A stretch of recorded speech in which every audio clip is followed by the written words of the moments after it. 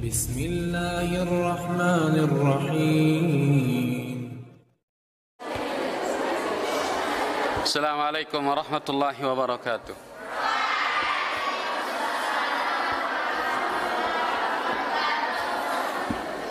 الحمد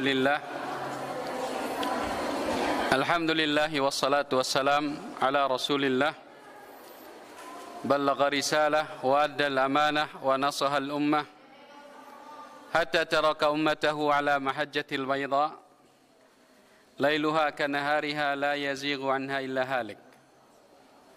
قال سبحانه: يا أيها الذين آمنوا اتقوا الله وقولوا قولا سديدا يصلح لكم أعمالكم ويغفر لكم ذنوبكم ومن يطع الله ورسوله فقد فاز فوزا عظيما.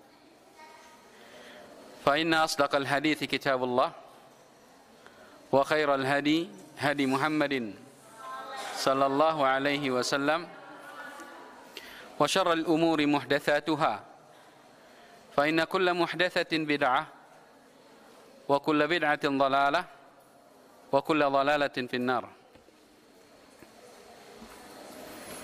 أخواتي rahimani wa rahimakumullah wa rahimakunallah. Alhamdulillah, dengan izin dari Allah Subhanahu wa taala kita bisa melanjutkan kajian kita dalam kitab Al-Adab Al-Mufrad yang dikarang oleh Al-Imam Al-Bukhari rahimahullahu ta'ala rahmatan wasi'ah. Dan tidak lupa juga salawat dan salam kita persembahkan kepada Nabiul Ummah Muhammad sallallahu alaihi wasallam yang telah banyak mengajarkan kepada kita tentang agama ini, dari yang terkecil sampai yang terbesar. Tidak ada sesuatu yang bermanfaat bagi umatnya kecuali beliau sudah menjelaskan kepada umatnya, dan tidak ada pula sesuatu yang bisa mendatangkan mudarat kepada umatnya kecuali beliau sudah memperingatkan umatnya dari mudarat tersebut. Anak-anak sekalian, malam hari ini insyaallah kita akan membaca bab jazaa'ul walidain.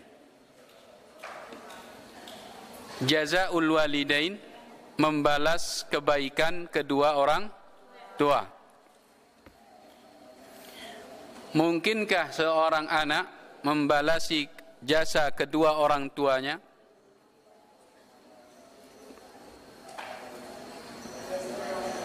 Diriwayatkan dari Abi Hurairah radhiyallahu taala anhu, la yajzi waladun walidah illa an yajidahu mamlukan fayashtariyahu fayu'tiqahu. La yajzi waladun walidah, tidak akan mampu atau tidak akan bisa seseorang membalasi jasa kedua orang tuanya. Walidahu artinya bapaknya, akan tetapi di sini juga masuk ibunya. Seseorang tidak akan mampu membalasi jasa kedua orang tuanya illa an yajidahu mamlukan, kecuali pada satu kondisi. Satu kondisi seorang anak mendapatkan bapaknya diperbudak atau menjadi budak. Fayashtariyahu, Kemudian anak ini mendapatkan bapaknya menjadi budak, membeli bapaknya. Dibeli bapaknya yang menjadi budak ini, fayu'tiqahu, kemudian dia membebaskan bapaknya. Pada kondisi inilah seseorang bisa membalasi jasa kedua orang tuanya. Bagaimana kondisinya anak-anak sekalian? Dia mendapatkan bapaknya atau ibunya di dalam perbudakan, menjadi budak. Kemudian dia membelinya dan membebaskannya. Setelah dibeli, dibebaskan, maka disinilah dia sudah membalasi jasa kedua orang tuanya. Dari hadis ini anak-anak sekalian, kita bisa mengambil kesimpulan bahwasanya untuk membalasi jasa kedua orang tua sangatlah susah, bahkan mustahil.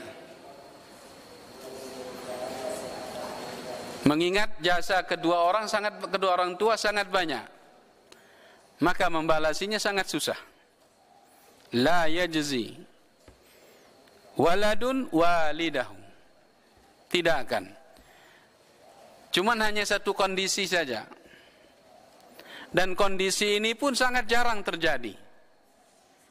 Kondisi ini sangat jarang terjadi. Kondisi di mana bapak atau ibu menjadi budak, kemudian anaknya membelinya dan membebaskannya. Hanya kondisi ini saja. Tidak ada kondisi lain yang mampu membalasi jasa kedua orang tua. Jelas anak-anak sekalian? Jadi susah. Apalagi di zaman ini. Di zaman ini ada perbudakan? Tidak ada perbudakan. Ini menggambarkan kepada kita memang sangat susah dan tidak bisa kita membalasi jasa kedua orang tua kita. Diriwayatkan dari Umar bin Khattab radhiyallahu taala anhu, jaa rajulun ila Umar bin Khattab. Seorang laki-laki datang kepada Umar bin Khattab.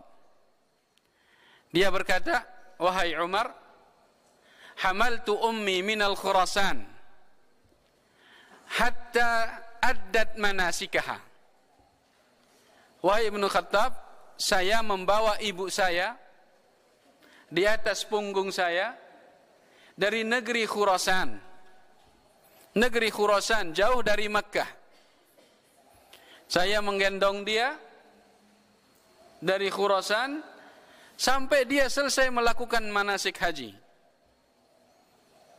Dia menggendong ibunya sampai selesai manasik haji. Fahal jazaituha, apakah saya membalasi jasanya wahai wahai Umar bin Khattab? Nih, jauh nih digendong dari Khurasan sampai ke Mekah, kemudian melakukan manasik haji. Manasik haji tidak sehari dua hari anak-anak sekalian, tidak di satu tempat, berpindah-pindah. Mekah, Mina, Arafah, Muzdalifah, Mina, Jamratul Aqabah. Tidak sehari dua hari. Dan itu dipanggul oleh anaknya, itu digendong oleh anaknya sampai dia selesai. Apakah ini yang dilakukan ini mampu membalasi jasa yang telah dilakukan oleh ibunya? Kata Umar bin Khattab, tidak, walau talqatun wahidah. Kamu tidak akan bisa membalasi jasanya, dan ini tidak akan bisa membalasi jasanya walaupun sedikit.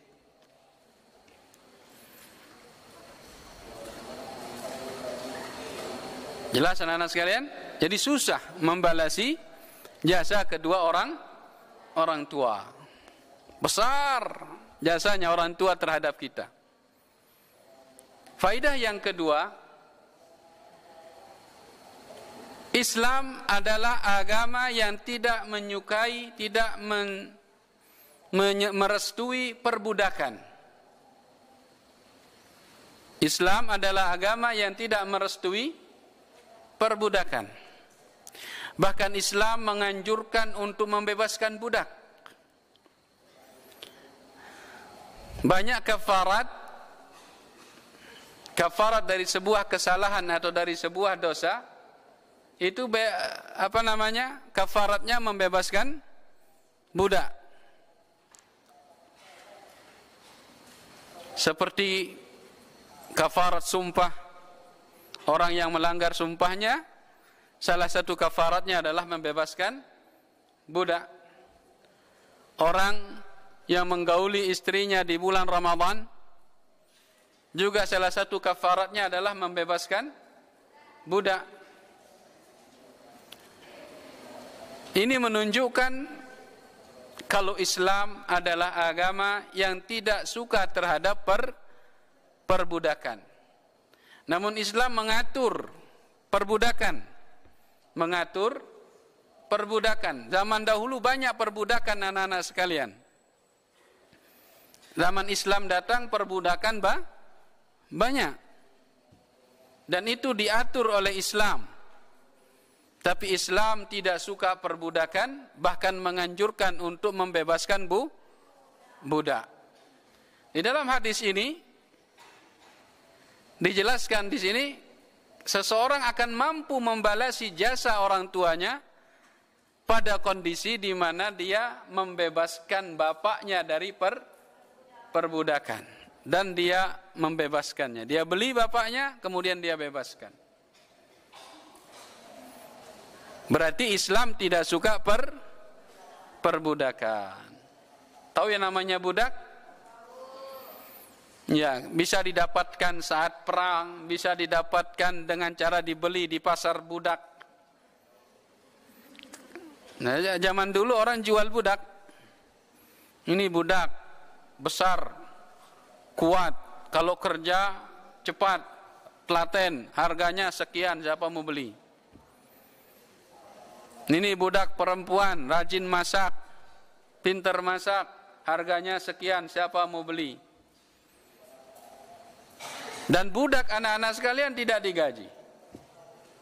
Budak tidak digaji. Dia sadek kepeng.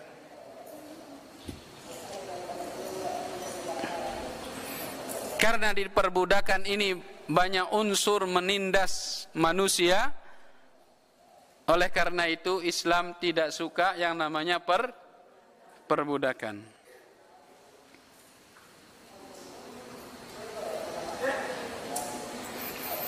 Hadis yang kedua.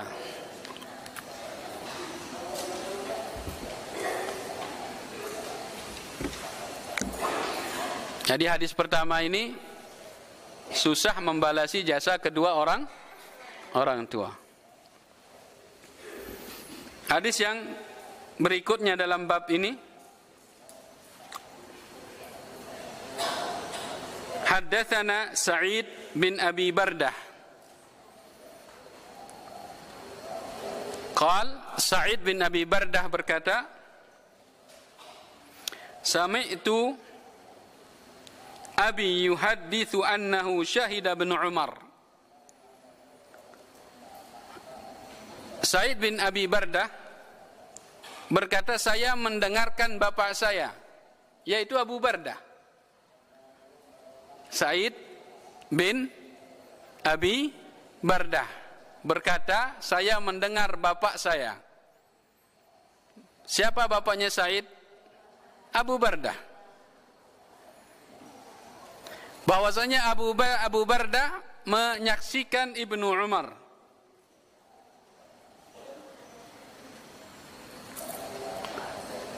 Dia menyaksikan bahwasanya Ibnu Umar melihat rajulan yamaniyan yatufu bil bait. Ibnu Umar melihat seorang laki-laki dari negeri Yaman, Yamaniyan. Yatufu fil bait. Dia tawaf di Ka'bah. Al-bait di sini maksudnya Ka'bah. bukan rumah. Yatufu fil bait.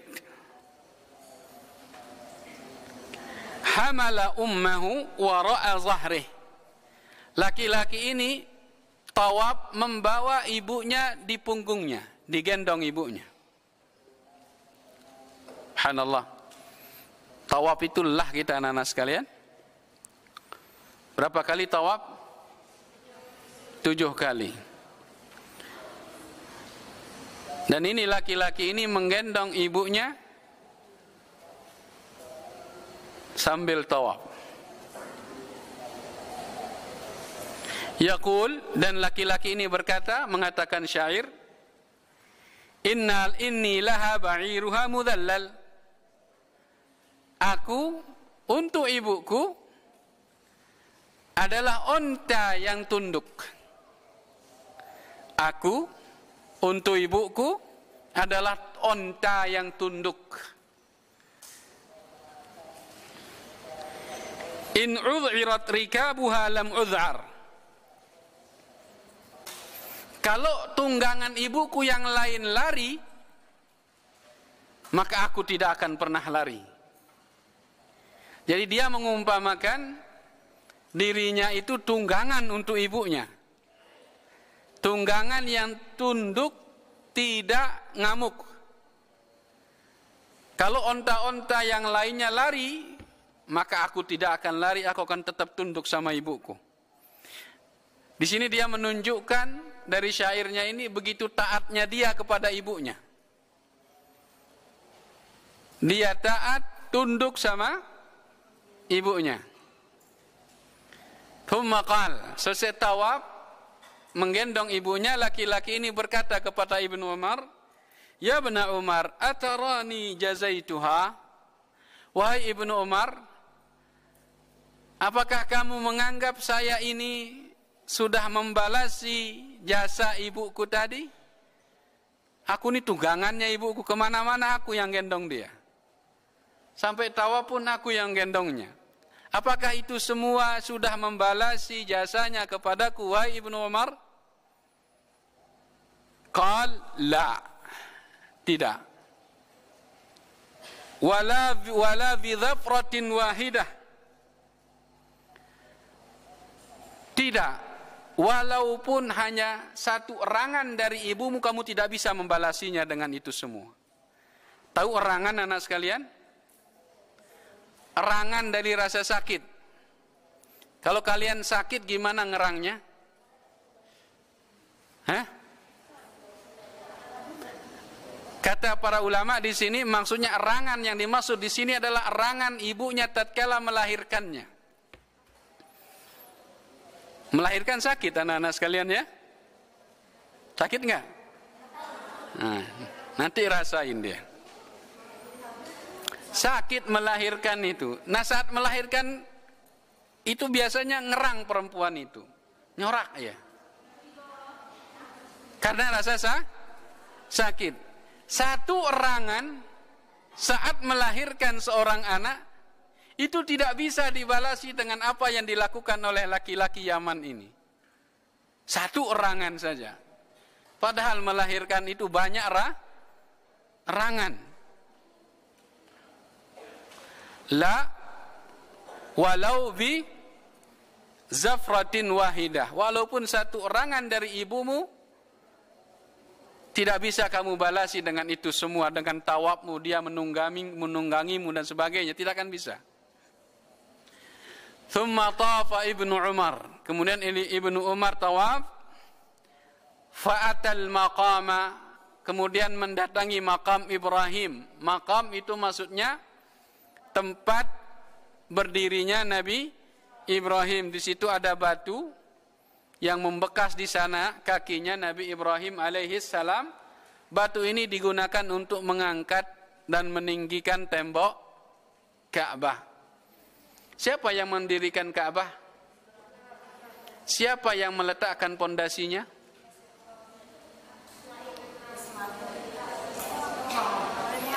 Siapa yang meletakkan pondasi Ka'bah anak-anak sekalian? Nabi Muhammad belum lahir.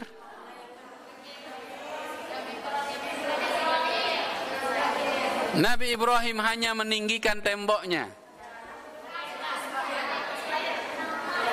Nabi Adam alaihi salam. Nah,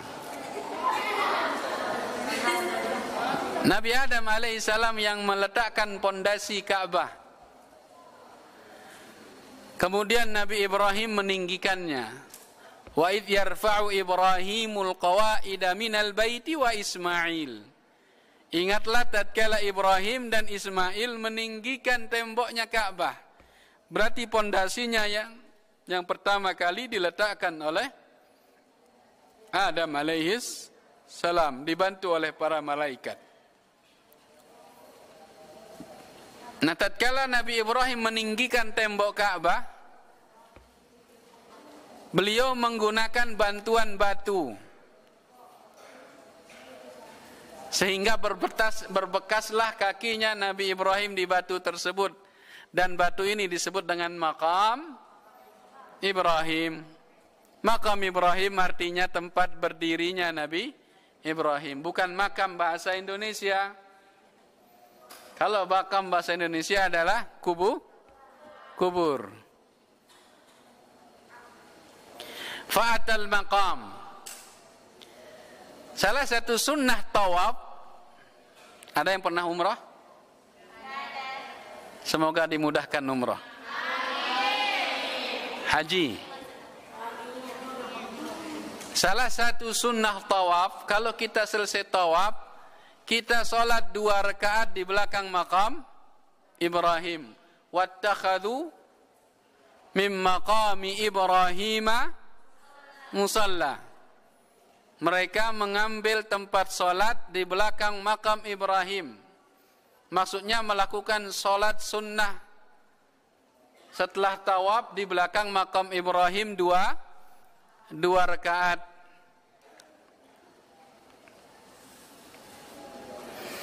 Ibnu Umar selesai tawaf datang ke makam, kemudian sholat 2 rakaat. Kemudian beliau berkata, "Ya bena Abi Musa, wahai anak Abi Musa." Maksudnya adalah anak Abi Musa, maksudnya adalah Abu Bardah. Wahai anak Abi Musa atau Abu Bardah, inna kulla rak'atain.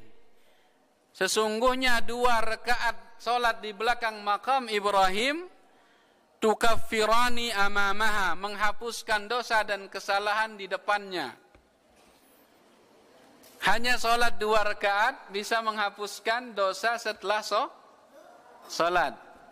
Dosa kecil akan tetapi yang dimaksud di sini adalah dosa kecil. Adapun dosa besar hanya diampuni dengan taubat kepada Allah Subhanahu wa ta'ala. Dosa kecil bisa diampuni oleh salat Ramadan, salat Jumat, wudu, zikir setelah wudu, salat wudu, bisa mengampuni dosa-dosa kecil. Adapun dosa besar hanya diampuni dengan taubat kepada Allah Subhanahu wa ta'ala, taubatan nasuha. Faedah yang bisa kita ambil anak-anak sekalian dari hadis ini, pertama,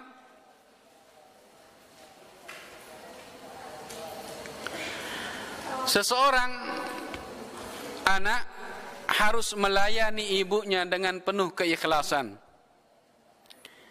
Harus melayani, patuh, tunduk kepada kedua orang tuanya, terutama ibunya. Karena itu adalah hal yang diwajibkan oleh Allah Subhanahu wa ta'ala.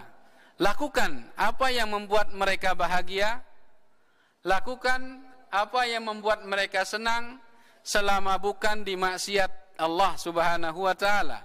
Selama mereka tidak memerintahkan kita untuk berbuat maksiat, senangilah mereka. Sedangkan buat mereka bahagia, buat mereka ridha.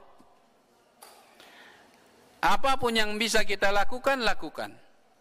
Walaupun seandainya dia minta kita gendong dia, gendong dia. Ada motor, bisa kita gonceng dia, tapi kalau dia minta digendong sama antunna, gendong dia. Minta umbak dia. Seperti laki-laki ini menggendong ibunya, tawaf berapa kali?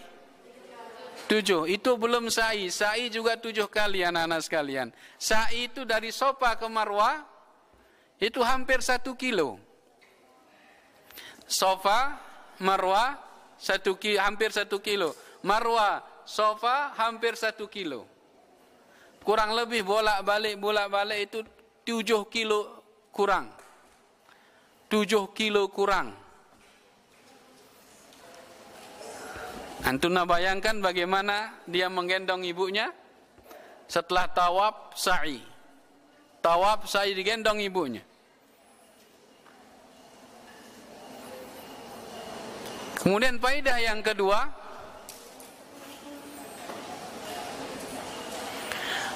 mustahil kita mampu membalasi jasa kedua orang tua kita, terutama ibunya.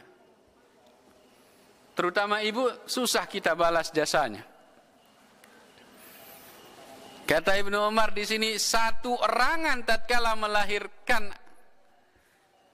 satu erangan kesakitan dari ibu kita tatkala melahirkan kita, itu tidak mampu kita balasi. Padahal dia ngerang kesakitan bukan satu kali. Allahu Akbar. Maka banggalah kalian menjadi ibu. Ke depan kalian akan menjadi ibu. Kedudukan kalian di sisi Allah Subhanahu wa taala besar.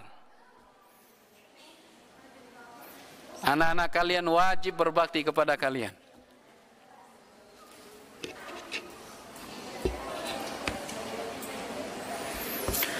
Kemudian faedah yang ketiga dari hadis yang kita bacakan ini,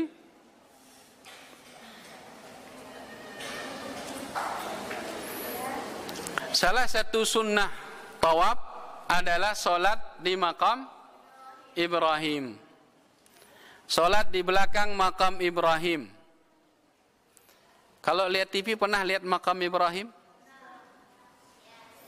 Ada kayak kaca samping Ka'bah besar, warna keemasan. Itulah dia, di dalamnya ada makam Ibrahim. Selesai tawaf, kita sholat di belakang makam Ibrahim. Dalilnya tadi, wattakhadhu min maqami Ibrahima musalla. Solat di belakang makam Ibrahim setelah tawaf merupakan salah satu sunnah tawaf. Faidah daripada solat sunnah 2 rakaat di belakang makam Ibrahim adalah dia mampu menghapuskan dosa yang di depannya. Apa maksud dosa yang di depannya? Ya, ada yang di belakang, ada yang di depannya. Yang di belakang itu yang telah berarti dosa-dosa sebelum sholat. Ada di depan berarti dosa-dosa setelah sholat. Namun dosa yang dimaksud di sini adalah dosa kecil, kesalahan-kesalahan kecil. Itu yang dihapus oleh sholat. Rasulullah sallallahu alaihi wasallam bersabda, salawatul khams, salat 5 waktu, wal jum'ah ilal jum'ah, Jumat yang satu ke Jumat yang berikutnya, wa Ramadan ila Ramadan, Ramadan yang satu ke Ramadan yang berikutnya, mukaffiratun bainahunna, itu semua menghapuskan dosa. Idza jtunibatil kabair, kalau dijauhi yang namanya dosa besar. Jadi syarat diterimanya atau dihapusnya dosa-dosa kecil kita dengan sholat, dengan puasa, dengan sholat 5 waktu, sholat Jumat, dengan wudu, syaratnya adalah kita menjauhi dosa besar. Dan dosa besar hanya diampuni dengan taubat kepada Allah Subhanahu wa ta'ala. Taubatan nasuha. Taubat yang benar-benar taubat. Jadi yang dihapus oleh salat sunnah di belakang makam Ibrahim adalah dosa kecil.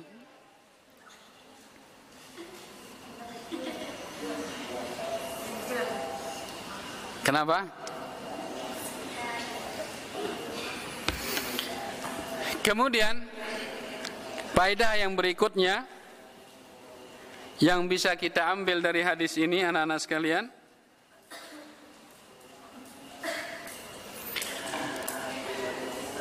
disunnahkan kita membalas jasa orang.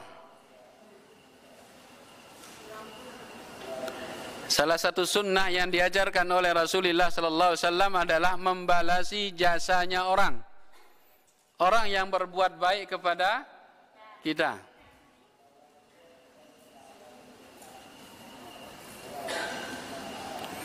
Rasulullah sallallahu alaihi wasallam bersabda dalam sebuah hadis yang sahih, "Man sana'a ilaikum ma'rufan fakafi'u." Man sana'a ilaikum ma'rufan fakafi'u. Kalau ada orang yang berbuat baik kepada kalian,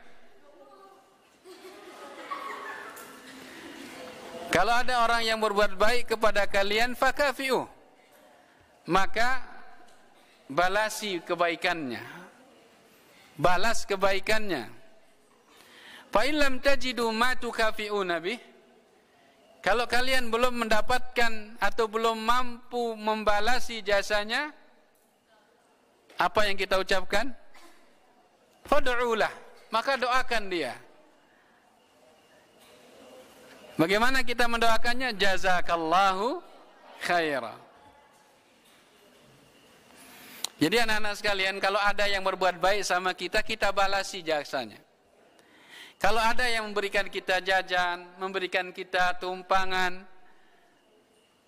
maka berbuat baiklah kembali kepadanya.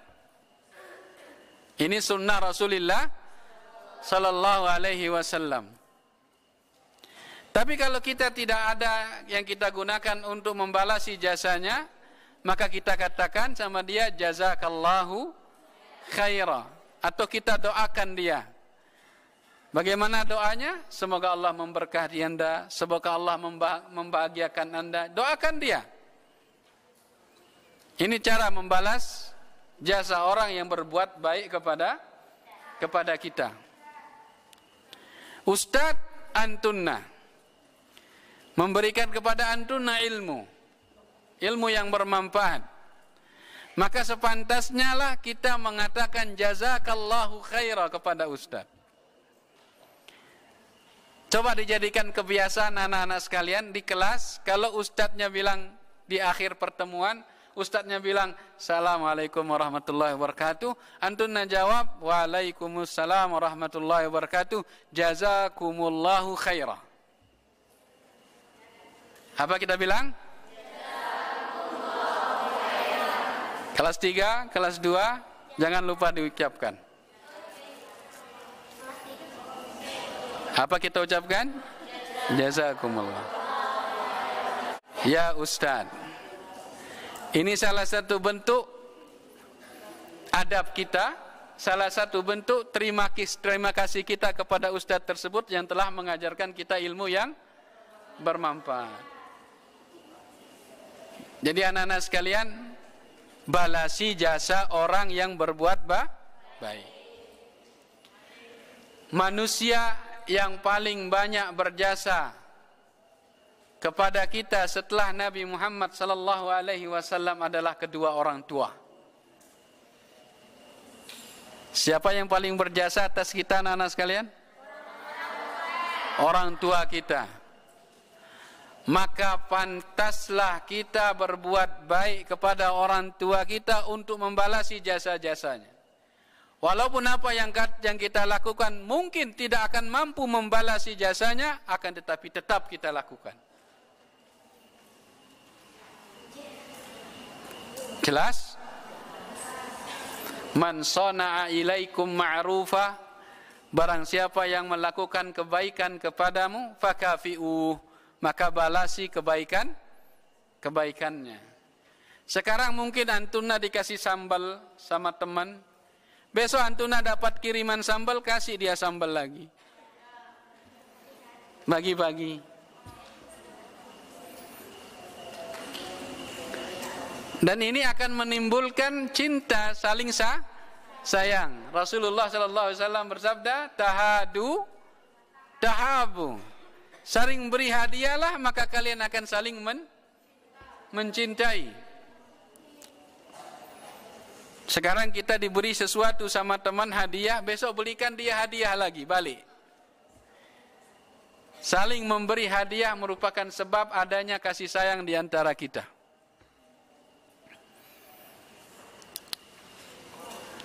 Nah, selanjutnya anak-anak sekalian, pelajaran yang keberapa? Kelima.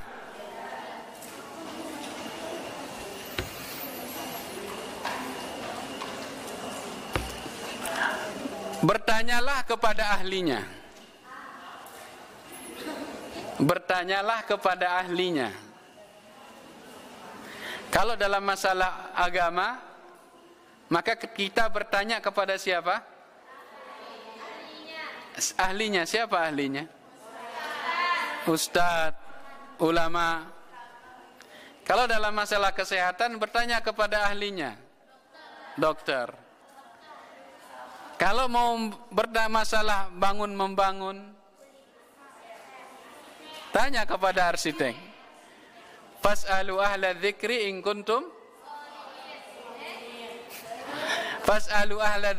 kuntum la ta'lamun.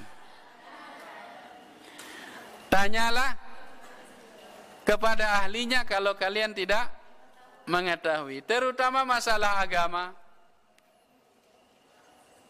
Agama adalah bekal kita untuk meraih kebahagiaan di dunia dan akhirat. Maka untuk meraih kebahagiaan dengan agama, perlu kita bertanya masalah agama kepada ahlinya, kepada para ulama. Lihat sahabat, bagaimana mereka semangat bertanya kepada Rasulullah sallallahu alaihi wasallam. Lihat laki-laki Yaman ini, bagaimana dia bertanya kepada Ibnu Umar. Dia bertanya kepada Ibnu Umar, apakah dia mampu atau sudah membalasi jasa ibunya. Maka faedah yang kelima bisa dari hadis ini adalah apa? Bertanyalah kepada ahlinya.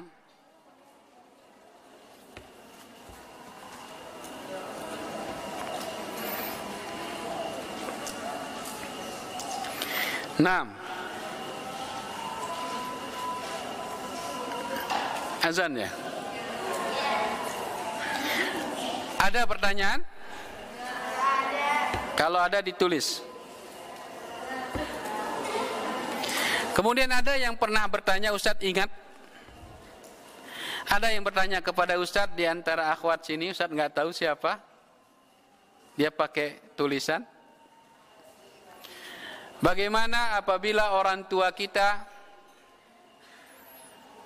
entah bapak atau ibu, tidak melakukan kewajibannya. Dia meninggalkan kita, atau tidak merawat kita, tidak mendidik kita. Dia meninggalkan kita. Mungkin meninggalkan kita sama nenek, atau meninggalkan kita di panti asuhan. Intinya, ibu atau bapak tidak melakukan tanggung jawabnya, tidak melakukan kewajibannya. Apakah kita juga tetap wajib berbakti kepada mereka? Ya. Tetap wajib kita berbakti kepada mereka, karena berbakti itu kewajiban kita. Adapun merawat kita itu kewajiban mereka.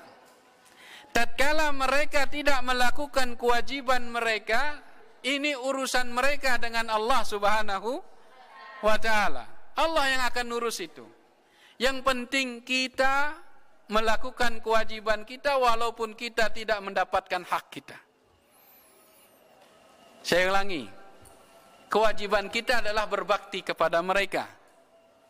Hak kita kepada mereka adalah mendapatkan kasih sayang, mendapatkan perhatian. Itu hak kita. Hak kita merupakan kewajiban orang tua. Ya apa enggak? Hak kita kewajiban orang tua. Sekarang orang tua tidak melakukan kewajibannya dengan memberikan kepada kita hak-hak kita. Maka itu urusannya dia dengan Allah. Kewajiban kita yang dituliskan oleh Allah berbakti kepada orang tua harus tetap kita lakukan. Walaupun kita tidak mendapatkan hak kita. Jelas anak-anak sekalian? Mungkin waktu kecil dulu ibunya meninggalkan dia sama mertuanya, kabur, tidak mau mengurus anaknya, atau mungkin bapaknya tidak memberikan nafkah. Kita tetap wajib berbakti kepada kedua orang tua, karena itu adalah kewajiban yang dituliskan oleh Allah Subhanahu wa ta'ala. Ada lagi pertanyaan anak-anak sekalian di kertas? Tayyib, kalau tidak ada, mungkin kajian kita pada malam hari ini kita cukupkan dengan 2 hadis ini. Semoga Allah Subhanahu wa ta'ala memberikan kita taufik untuk mengamalkan ilmu-ilmu yang kita telah terima, dan semoga Allah Subhanahu wa ta'ala menjadikan ilmu yang kita pelajari ini ilmu yang menuntun kita menuju surganya. Amin ya rabbal alamin. Kita tutup dengan doa kafaratul majlis. Subhanakallahumma rabbana wa bihamdika asyhadu an la ilaha illa anta astaghfiruka. Assalamualaikum warahmatullahi wabarakatuh.